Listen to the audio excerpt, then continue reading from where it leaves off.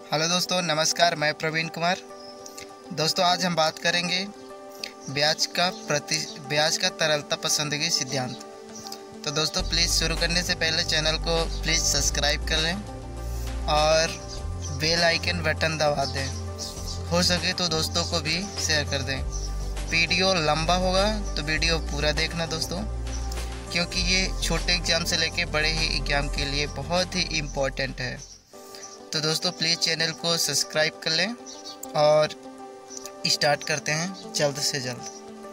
तो जैसे कि आप देख ही रहे होंगे कि ब्याज का तरलता पसंदगी सिद्धांत।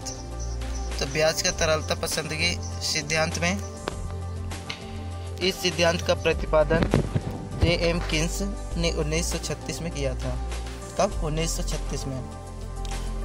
कीन्स का पुस्तक का नाम है the general theory of employment interest and money में किया था।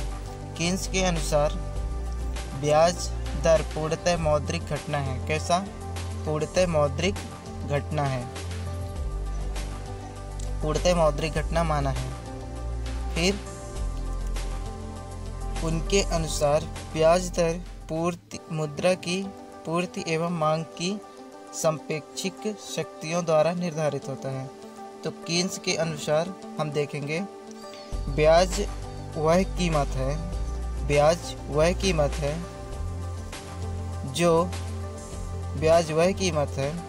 जो कि धन की नकद रूप में रखने की इच्छा तथा प्राप्ति नकदी की मात्रा में समानता स्थापित करता है।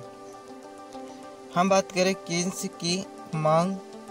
कीन्स मुद्रा की मांग को तरलता पसंदगी से परिभाषित करते हैं। कैसे? तरलता पसंदगी मांग। नकद मुद्रा की मांग को तरलता पसंदगी कहा जाता है। मुद्रा को कई रूपों में रखा जा सकता है, किंतु विभिन्न रूपों में सबसे अच्छा तरल रूप नकद मुद्रा है, क्योंकि नकद मुद्रा को ही जब हम चाहें इच्छा अनुसार प्रयोग कर सकते हैं। इस प्रकार नकद को कीन्स ने तरलता पसंदगी नाम दिया है। प्रतिष्ठित अर्थशास्त्रियों का यह मानना है कि मुद्रा केवल विनिमय का माध्यम है। कैसे? मुद्रा केवल विनिमय का माध्यम है। जबकि कीन्स क्या मानते हैं कि मुद्रा विनिमय के साथ साथ मूल्य संचय का भी कार्य करती है। मुद्रा में तरलता के गुण के कारण व्यक्ति मुद्रा का संचय करता है। व्यक्ति जब किसी दूसरे व्यक्ति को मुद्रा उधार देता है तो उसे तरलता का त्याग करना पड़ता है, और इसी त्याग के बदले व्यक्ति को जो पुरस्कार दिया जाता है उसे ही ब्याज कहा जाता है। हम बात करें कीन्स के अनुसार, तो कीन्स निश्चित समय किसी निश्चित स्थिति अवधि के लिए तरलता के त्याग का पुरस्कार ही ब्याज है। कीन्स के अनुसार मुद्रा की मांग तथा मुद्रा की पूर्ति की सापेक्षिक शक्तियों द्वारा ब्याज दर का निर्धारण होता है। तो नंबर 1 हम बात करेंगे मुद्रा की मांग, डिमांड ऑफ मनी। कीन्स के अनुसार मुद्रा की मांग का अभिप्राय मुद्रा की उस राशि से है जो लोगों अपने पास तरल अर्थात नकद रूप में रखना चाहते हैं। कीन्स के अनुसार लोग मुद्रा को नकद या तरल रूप में रखने की मांग 3 प्रकार से करते हैं। तो नंबर 1 है सौदा उद्देश्य। सौदा उद्देश्य व्यक्तियों को आय एक निश्चित अवधि के बाद मिलती है जब व्यक्ति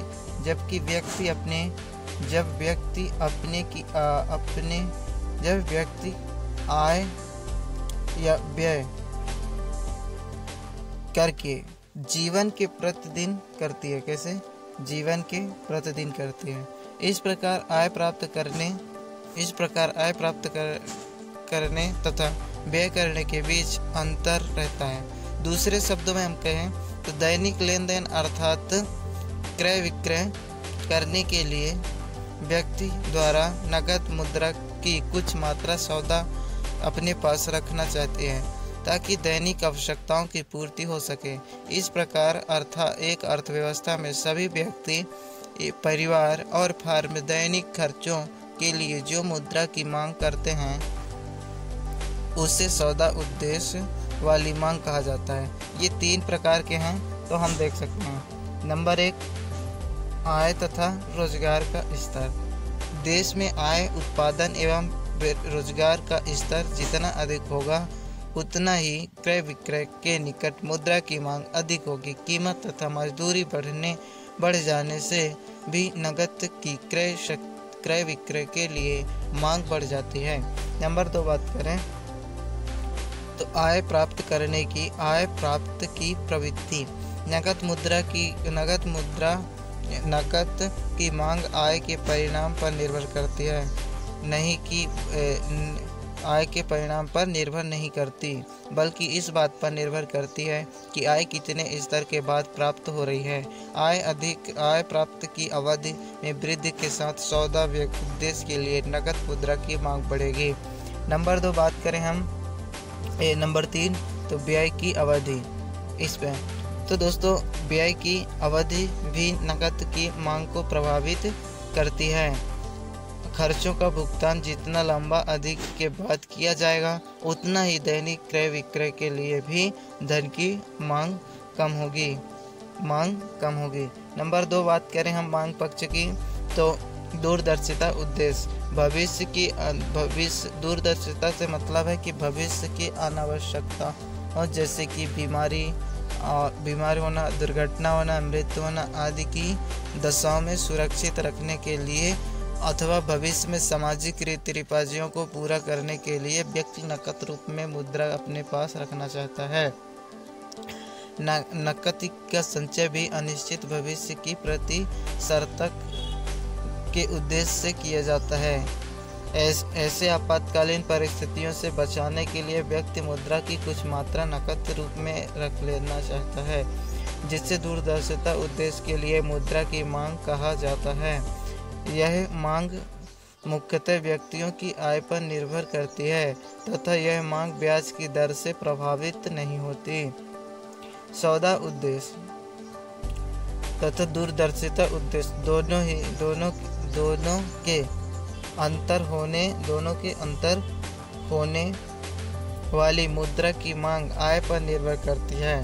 यदि दोनों उद्देश्यों के लिए मांगी गई मुद्रा की मात्रा L1 हो तब तो हम यहाँ पे देख सकते हैं। तो यहाँ पे लिखा है L1 बराबर F बाई। तो यहाँ पे बाई क्या है, बाई यहाँ पे लिया गया है, तो यहाँ पे F बाई लिया गया है। फिर हम देखेंगे कि अर्थात सौदा उद्देश्य एवं दूरदर्शिता उद्देश्य के लिए मांगी जाने वाली मुद्रा की मात्रा का स्तर बाई का एक फलन होता है। नंबर 3 मांग पक्ष की हम बात करें तो वो है सट्टा उद्देश्य। तो व्यक्ति अपने पास नकद मुद्रा भी इसलिए रखना चाहता है कि भविष्य में ब्याज दर तथा ब्रांड तथा प्रतिभूतियों की कीमतों में होने वाले परिवर्तन का लाभ उठा सके। प्रोफेसर किन्स के अनुसार भविष्य के संबंध में बाजार की तुलना में अधिक जानकारी द्वारा लाभ प्राप्त करने के उद्देश्य को ही सट्टा उद्देश्य कहा जाता है। फिर हम बात करें कि सट्टा उद्देश्य के लिए रखी जाने वाली नकद मुद्रा की मात्रा ब्याज की दर पर निर्भर करती है। ब्रांडों की कीमत तथा ब्याज की दर में विपरीत संबंध पाया जाता है। अतः यहाँ पे हम देखेंगे कि सट्टा उद्देश्य और सौदा उद्देश्य को मिला के L1 बना था, जबकि दूरदर्शिता उद्देश्य L2 होगा। दूरदर्शिता उद्देश्य L2 को लिया जाएगा। तो इसमें हम देख सकते हैं कि यहाँ पे लिखा है कि L2 बराबर FR। उसमें क्या था, उसमें बाई था और इसमें क्या है इसमें आर है, तो इसमें आर होने के कारण यह दूरदर्शिता उद्देश्य कहलाता है। अर्थात हम देखेंगे कि अर्थात सट्टा उद्देश्य के लिए नगद मुद्रा की मात्रा ब्याज की दर आर द्वारा निर्धारित करते हैं। L2 तथा आर में विपरीत संबंध होने के कारण सट्टा उद्देश्य के लिए मुद्रा की मांग वक्र बाएं से दाएं नीचे गिरता हुआ होता है। इसी प्रकार मुद्रा की कुल मांग के अंतर सौदा दूरदर्शिता तथा सट्टा उद्देश्य के लिए मांगी मुद्रा की मांग सम्मिलित है। तो हम देख सकते हैं कि L यहाँ पे L1 प्लस L2, या फिर हम इसे कह सकते हैं कि L बराबर F by plus F are.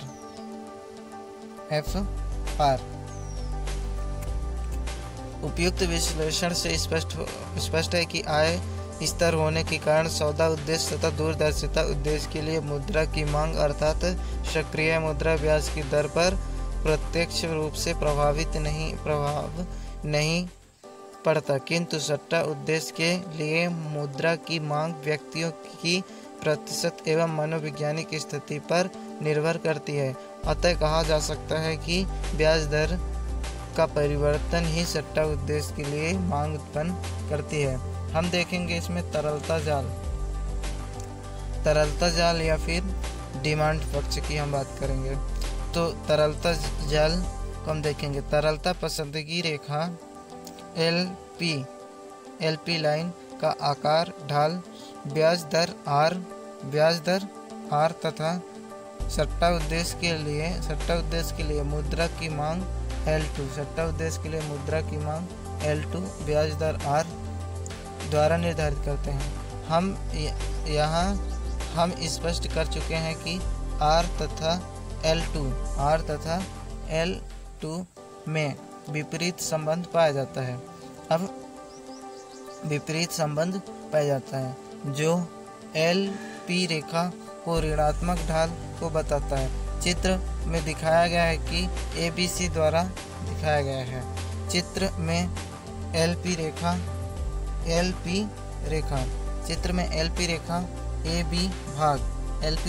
AB भाग को ऋणात्मक ढाल होने के कारण चित्र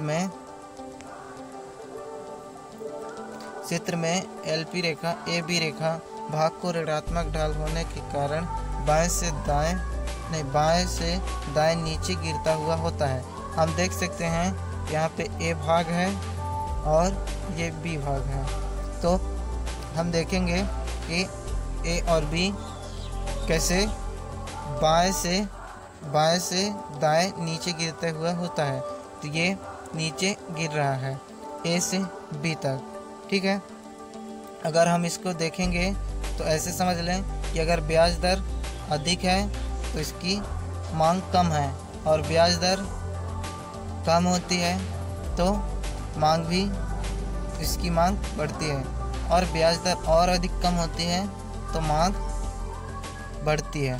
तो ऐसे ये होता है। फिर हम देखें कि ऋणात्मक ढाल AB भाग यह बताता है कि ऊंचे ब्याज दर पर सट्टा के लिए नगद मुद्रा की मांग कम होती है। जैसे कि मैं समझाया हूँ कि ऊंचे ब्याज दर मुद्रा की मांग कम होती है, तथा इसके विपरीत ब्याज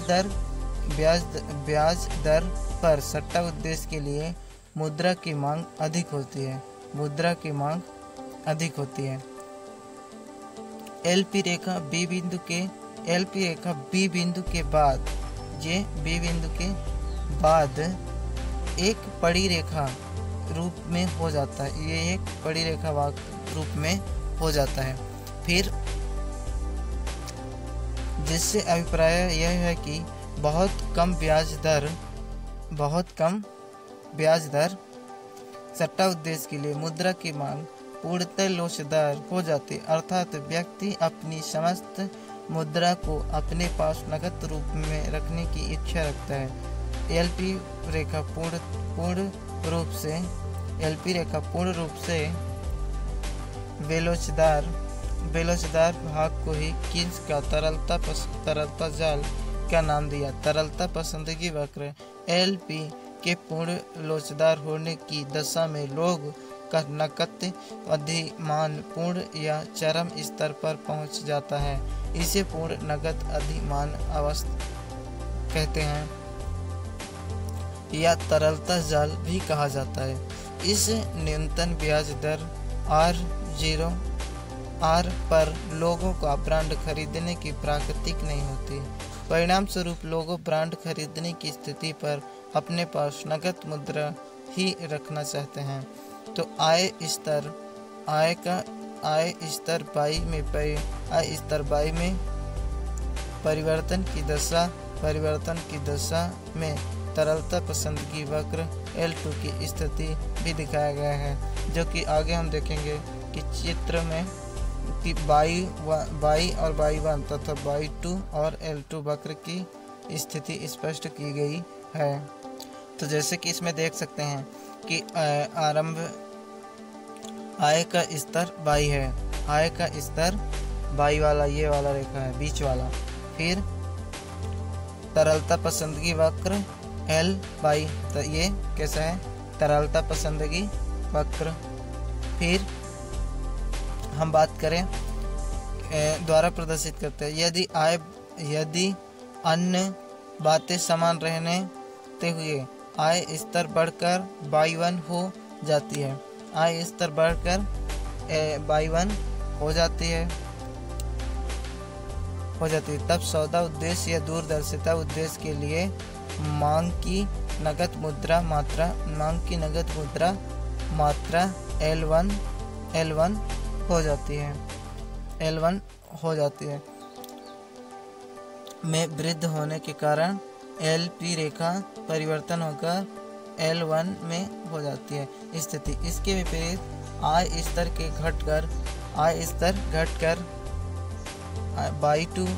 घटकर Y2 हो जाने की स्थिति में LP वक्र परिवर्तन होकर यहाँ हो जाता है ये वाले रेखा में। बिंदु B पर सभी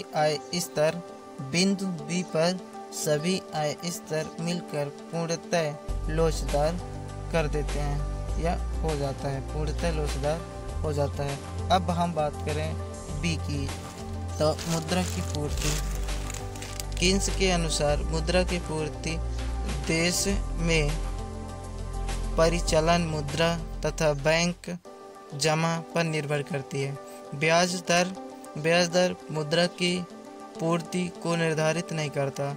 मुद्रा की पूर्ति अर्थव्यवस्था की आवश्यकताओं को ध्यान में रखकर मौद्रिक जैसे कि केंद्रीय बैंक द्वारा निर्धारित की जाती है और इस कारण यह ब्याज के सापेक्ष पूर्णतः बेलोच होती है। ब्याज दर का निर्धारण हम देखें तो ब्याज दर का निर्धारण उस बिंदु पर होता है जहां तरलता पसंदगी वक्र LP मुद्रा की पूर्ति रेखा को काटता है। संतुलन का यह बिंदु ब्याज दर की उस दशा को बताती है जहां तरलता पसंदगी अथवा नकद मुद्रा का इच्छा नकद मुद्रा की वास्तविक मात्रा मुद्रा की पूर्ति के बराबर होती है। जैसे कि चित्र में ब्याज दर का निर्धारण ई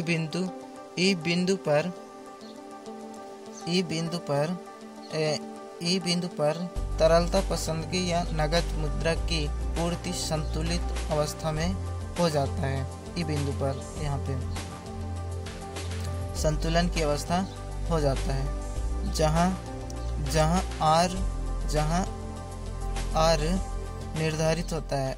इस प्रकार संतुलन बिंदु E ब्याज की संतुलन दर को बताता है, ब्याज दर की संतुलन को बताता है।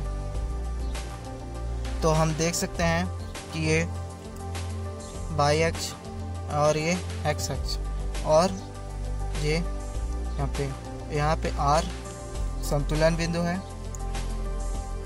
और ये कैसा है, सप्लाई वक्र, और ये डिमांड वक्र, ये डिमांड वक्र और ये सप्लाई वक्र। ठीक है। अगर हम देखें कि ब्याज दर R1 पर असंतुलन की स्थिति उत्पन्न होती है, अगर हम देखें ब्याज दर R1 पर असंतुलन की स्थिति उत्पन्न होती है क्योंकि इसमें ब्याज दर पर तरलता पसंदगी यानी मुद्रा की पूर्ति कम होती है। मुद्रा की पूर्ति कम होती है। किससे? मुद्रा की पूर्ति कम होती है।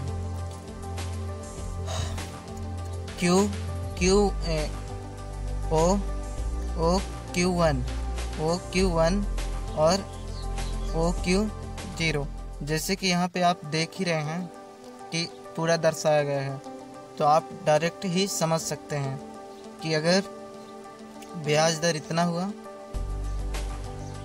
तो मुद्रा की मात्रा इतना रहेगा, अगर ब्याज दर कम हुआ तो मुद्रा की मात्रा बढ़ जाएगा।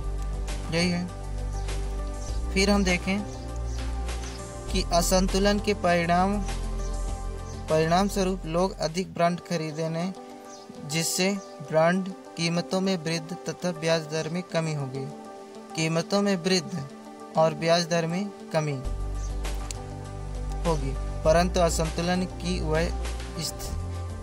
असंतुलन वहाँ स्थापित होगा जहाँ तरलता पसंदगी, मुद्रा की पूर्ति और मांग बराबर होती है, तो वो है ई बिंदु।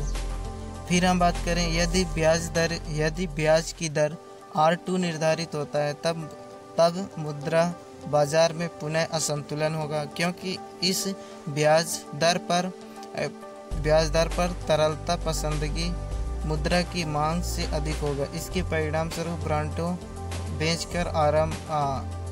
ब्रांड बेचकर जिससे ब्रांड की कीमत कमी और ब्याज दर में वृद्धि होगी। पुनः असंतुलन की स्थिति ई बिंदु पर स्थापित होगा। तो पुनः संतुलन की बिंदु कहाँ? ई बिंदु पर स्थापित होगा, जहाँ तरलता पसंदगी बराबर, मुद्रा की पूर्ति और मांग बराबर होगी। इसकी कुछ आलोचना है, तो ये आलोचना इस प्रकार है जो कि इन अर्थशास्त्रियों ने दिया है, हेंग्स। तो दोस्तों हम देखेंगे पहले कि वास्तविक तत्वों की उपेक्षा। तो यह वास्तविक तत्वों की उपेक्षा की गई है इसमें। तो यह मानते हैं कीन्स ने अपनी सिद्धांत ब्याज का दर निर्धारण वास्तविक तत्वों की उपेक्षा की है, जैसे पूंजी की उत्पादकता आदि। वास्तविक ब्याज दर केवल मौद्रिक तत्वों से ही प्रभावित नहीं होता, बल्कि वास्तविक तत्वों वाली स्थिति से प्रभावित होता है। वास्तविक तत्ववाचक की उपेक्षा अनुचित बताते हैं। बिना बचत के तरलता का परित्याग नहीं किया जा सकता, ये एक आलोचना हुई। नंबर 2 है अनिर्धारित सिद्धांत। तो अनिर्धारित सिद्धांत वहाँ होता है जैसे आय का परिवर्तन, स्थिति रूप से तरलता पसंदगी में परिवर्तन होना। अनिर्धारित सिद्धांत। असंगति सिद्धांत। तो असंगति सिद्धांत तो प्रोफेसर नाइट और शास्त्रियों ने दिया है। कीन्स के अनुसार ब्याज दर उस समय अधिक होना चाहिए जब तरलता पसंदगी अधिक होता है, परंतु मंदी के दिनों में तरलता पसंदगी अधिक होने के हुए भी ब्याज दर कम होती है। समय तत्व की उपेक्षा। कीन्स का सिद्धांत इस बात को स्पष्ट नहीं करता कि अल्पकालीन तथा दीर्घकालीन ब्याज दरों में अंतर क्यों होता है। वास्तव में समय तत्वों की ब्याज का प्रभावित करता है। नंबर 5 सौदा उद्देश्य, मांग एवं ब्याज दर। नंबर 6 कीमतों में परिवर्तन की उपेक्षा। और नंबर 7 है मुद्रा का सही अर्थ स्पष्ट नहीं है। अगले वीडियो में हम बात करेंगे ब्याज का आधुनिक सिद्धांत। तो वीडियो पूरा देखने के लिए आपका धन्यवाद दोस्तों, और ऐसी वीडियो देखने के लिए प्लीज़ चैनल को सब्सक्राइब कर लें, लाइक कर लें और दोस्तों को शेयर